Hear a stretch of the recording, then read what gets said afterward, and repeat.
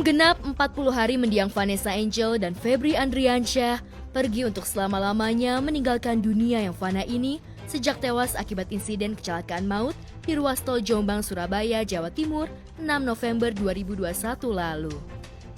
Kedua keluarga masing-masing justru tengah sengit terlibat perselisihan mulai dari hak asuh anak hingga pembagian harta warisan almarhum dan almarhumah. Padahal sebelumnya santer beredar jika Haji Faisalah yang sudah resmi mendapat hak asuh Gala. Dia pengajuannya ada dua, asuh anak sama hak waris ya. Nah itu aja. Iya. Berarti ya. dalam sidang itu duanya perkara deh? Iya dua perkara sekalian. Saya sudah menyampaikan ke pengadilan bisa nggak untuk hak asuh bersama? Tidak bisa. Jadi harus ada hak asuh salah satu gitu. Tapi kita lagi nggak mau ngomongin itu. Tapi kita lagi ngomongin kan yang lagi sekarang kan yang lagi ngotot kan mereka. Saya kan nggak mengajukan kan nanti gitu kan ya. Dibilang tuh tadi bahwa yang tiba-tiba yang mengajukan lebih awal pihak mereka nih. Kaget nggak sih atau mungkin sebelumnya sudah dikonsultasikan ke Didi kalau akan mengajukan ke pengadilan? Belum. Jangan jadi rebutan lah. Kalau bisa diurusi bareng-bareng. Bahkan kalau konteksnya anak yatim, termasuk kita ini itu, kita juga ngopeni dia itu. Termasuk katakanlah kayak anaknya si almarhumah Vanessa. Yuk kita bantu bareng-bareng. Apakah dia besok tinggal dengan mbahnya, dengan pamannya, atau dengan siapa? Itu saya pikir keluarga yang bisa memutuskan. Kita semuanya kan demi anak-anak, ya, demi segala ya. Mudah-mudahan semuanya baik saya maupun pihak sebelah ya itu sama-sama mendapat petunjuk dari Tuhan. Karena apa? Karena ini anak yatim piatu. Yang saya takutkan, saya nggak meninggalkan apa-apa buat dia. Karena dia masih kecil. Saya udah umur. Itu yang saya takutkan. Kalau saya udah umur 10 tahun lagi dia masih kecil juga. Nah kalau umur saya pendek, siapa nanti yang akan membimbing, yang akan membantu mereka? Kalau enggak saya persiapkan dari sekarang untuk masa depannya. Dari kisruh hak asuh, tokoh agama seperti Gus Miftah hingga pemerhati anak Kak Seto Mulyadi pun ikut angkat bicara. Mereka sama-sama sepakat meski jalur hukum tetaplah penting untuk hak perwalian Gala, namun jalur musyawarah kekeluargaan jauh lebih penting demi kepentingan masa depan Gala. Para pihak baik Haji Faisal maupun Dodi Sudrajat sejatinya bisa duduk bersama dan mendahulukan kepentingan Gala ketimbang ego yang dikedepankan sebagaimana saran dari Gus Miftah. Jadi kalau siapakah yang paling berhak untuk hadonah untuk ngurusi anak ini itu ya adalah orang yang paling dekat dengan yang bersangkutan. Harusnya tadi seperti yang Gus bilang yang lebih dekat dan punya garis keturunan kan, garis masih satu nasab gitu. Katakanlah adanya mbahnya ya kalau bisa mbahnya yang ngurus. Oh ini mbahnya sudah tidak mampu, si Vanessa punya kakak ya kakaknya atau adiknya dan seterusnya itu. Atau kalau itu cewek ya yang paling berat menjadi wali itu siapa itu. Karena ada urutan wali tuh. Kalau wali itu kalau nggak ada bapaknya yang boleh jadi wali pamannya. Nah itu juga bisa menjadi jalur hak asuh bagi anak. Mungkin pertama saya pribadi juga merasa sangat prihatin dengan kejadian ini di mana Ananda Gala ditinggal langsung oleh kedua orang tuanya. Ya. Nah dalam keadaan demikian tentu sebagai anak ya dalam ini anak yang masih usia dini sangat terpukul, sangat trauma dengan pengalaman ini. Nah tentu dibutuhkan suatu lingkungan kembali yang kondusif ya semacam treatment psikologis supaya semangatnya untuk hidup, untuk terus tumbuh dan berkembang bisa menyala kembali. Nah, dalam hal ini memang diharapkan keluarga yang berada di sekeliling Ananda Gala ini betul-betul mengedepankan kepentingan terbaik bagi anak. Jadi jangan sampai ada semacam ambisi-ambisi pribadi atau sikap-sikap yang mau menang sendiri masing-masing ya. Semua menjunjung tinggi hak anak dan mengedepankan kepentingan terbaik bagi anak. Bukan hanya soal sengit hak asuh, benih-benih konflik diam-diam rupanya telah lama tersimpan antara kedua keluarga ini. Benih-benih konflik itu rupanya berlanjut tak hanya sekedar salah paham, tapi merembet ke soal warisan. Entah ide itu muncul secara tiba-tiba atau atas usulan orang terdekat, tiba-tiba Dodi Sudrajat malah mengusulkan agar harta warisan Vanessa dipisahkan dengan suaminya Bibi. Namun rupanya usulan Dodi tak diakomodir ayah mendiang Bibi yang ingin semua harta peninggalan termasuk barang-barang lebih baik dijual dan hasilnya ditabung untuk kepentingan Gala. Ada bahasa Al-Quran ayat begini, wala taqrabu ma'al yatim illa billati hiya ahsan. Jangan kamu dekati harta anak yatim kecuali dengan cara yang baik. Artinya dengan cara yang baik itu adalah dimanfaatkan untuk kesejahteraan si anak yatim. Lagian begini, ahli warisnya si Vanessa sama suaminya itu kan tidak hanya anak, termasuk yang lain. Kan itu ada ahli waris banyak. Ahli waris siapa sih yang berhak menerima warisan dari orang yang meninggal? Oh, yang mati ini bapaknya, berarti dia masih meninggalkan istri dan anak-anaknya, saudaranya dan sebagainya. Itu nanti ada aturannya di situ. Oh, ini yang mati ibunya sama bapaknya. Siapakah selain anak yang berhak menerima warisan? Itu dalam hukum waris ada. Jadi sebenarnya rule-nya itu sudah ada, lakukan saja itu. Jadi kalau dibilang ini mutlak 100% haknya anak juga enggak, karena juga ada hak ahli waris yang lain. Tapi kalau kemudian yang lain mengatakan ya sudahlah untuk perkembangan si anak semuanya, karena hukum waris itu bisa diatur menggunakan hukum agama maupun hukum adat. Artinya hukum adat itu adalah ya baiknya bagaimana menurut keluarga, menurut ahli waris. Itu boleh-boleh saja, tidak harus menggunakan hukum waris Islam. Hukum adat pun boleh. Katakanlah anaknya 4 umpamanya. Anaknya 4, ini punya tanah 1 hektar, dum secara adil, nggak ada masalah, boleh-boleh saja. Harta waris itu sebenarnya saya ingin menyelamatkan barang-barang Vanessa karena ada niat dari Pak Faisal untuk melelang dan menjual barang-barang Vanessa. Itu yang saya harus klarifikasi, bukannya saya ingin menguasai hartanya Vanessa, tidak. Di situ juga rumah kan ngontrak. Mobil juga kemarin kan sudah tidak ada asuransinya, tidak ada asuransinya. Jadi jangan disalahartikan. Banyak kan jadi saya seolah-olah ingin menguasai. Nah, ini saya luruskan. Jadi sekali lagi pada saat hari kedua Pak Faisal bicara dengan saya, ada keinginan mau melelang dan menjual barang-barang yang ada di rumah itu. Itu yang saya tidak keberatan untuk itu. Sejak saat itu, Dodi menjadi sasaran serangan netizen.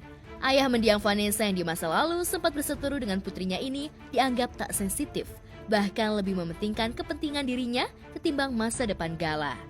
Apalagi di tengah situasi duka, ia sempat dituding mengorbitkan Mayang untuk menjadi penyanyi menggantikan sang kakak.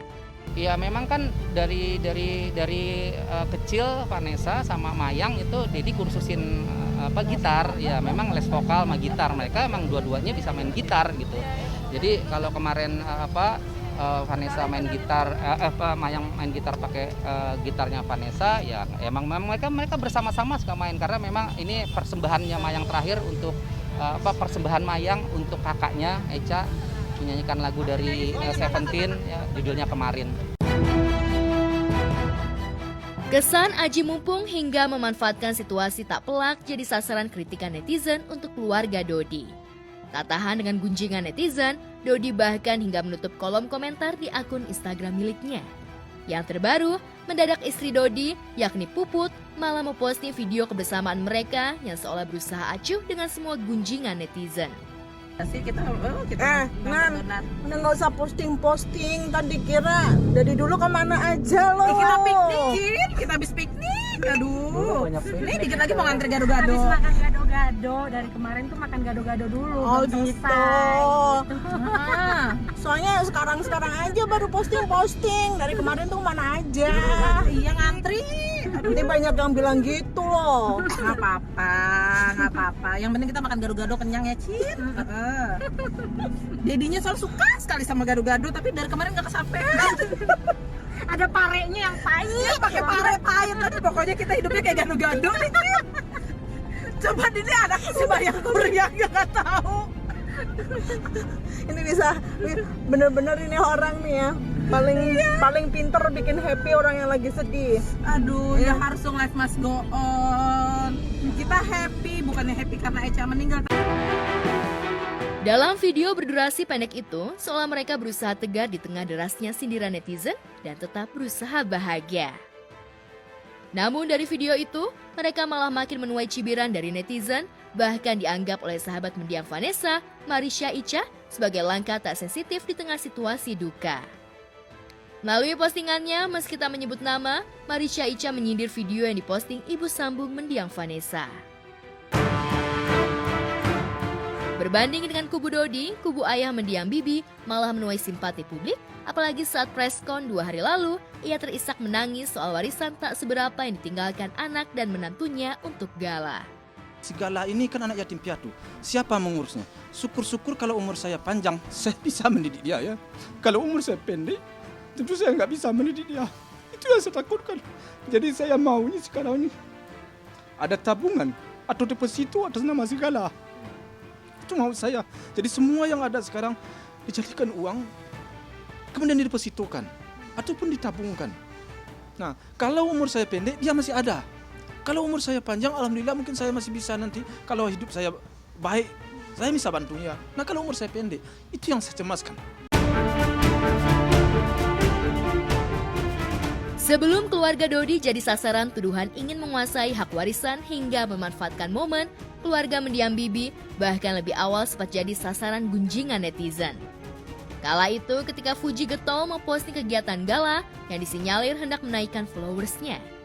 Bahkan pose-pose berlatar gaya hidup hedon yang terpajang saat mendiang Bibi dan Vanessa masih hidup di akun Instagramnya sempat membuat sebagian netizen nyinyir pada gaya hidup Fuji hingga aktivis media sosial Adam Denny khawatir dana sumbangan yang masuk untuk gala digunakan untuk kebutuhan tak semestinya.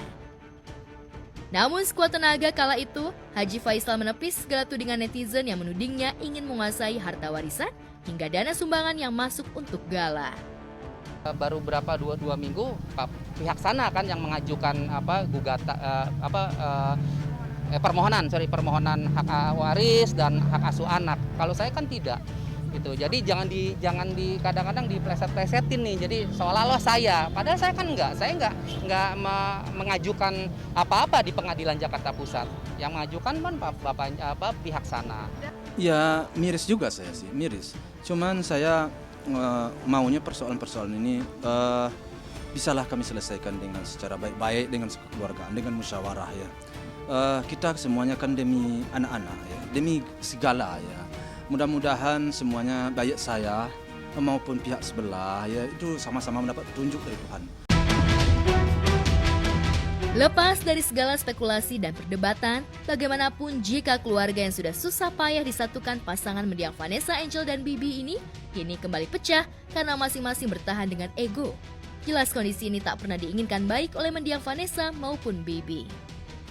Jika dulu Vanessa dan Bibi yang sama-sama memutuskan menikah dan tak mendapatkan restu dari kedua keluarga, lalu perlahan mereka mampu meyakinkan masing-masing keluarga hingga keluarga ini kembali utuh bersatu.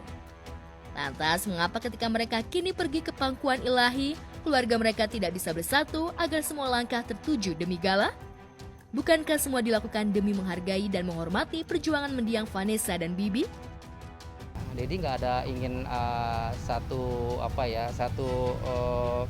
kegaduhan dan satu permusuhan. Karena biar gimana pun yang terpenting adalah gala. Gala adalah segala-galanya. Bagi Dedi, gala adalah segala-galanya. Kalau sekarang nanti ini hak asuhnya jatuh pada Pak Faisal atau Bro Bibi, ya nggak apa-apa, bagus lah. Kan sama saja Gala juga itu Pak Faisal juga itu kan kakeknya, ya kan bukan siapa-siapa. Saya support, nggak apa-apa. Yang penting ada kejelasan dari pihak pengadilan. Jangan sampai saya tidak mengajukan juga gugatan di Jakarta Pusat. Jangan sampai nanti kalau si Gala sudah besar, dia tanya sama saya, kok Dedi tidak mengajukan permohonan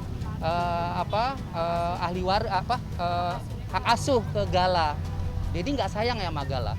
Dedi nggak mau berjuang ya untuk Gala. Itu yang saya nggak mau dengar nanti Gala besar. Saya tetap berjuang untuk Gala. Sepertinya saya dengar berita bahwa dia mengajukan perwalian juga. Nah, sejak itu saya belum bertemu dengan dia. Nah, mudah-mudahan sajalah saya atau dia sama-sama mendapat petunjuk lah kami ya, agar tidak menjadi jejak digital yang kurang baik perebutan saya dengan dia.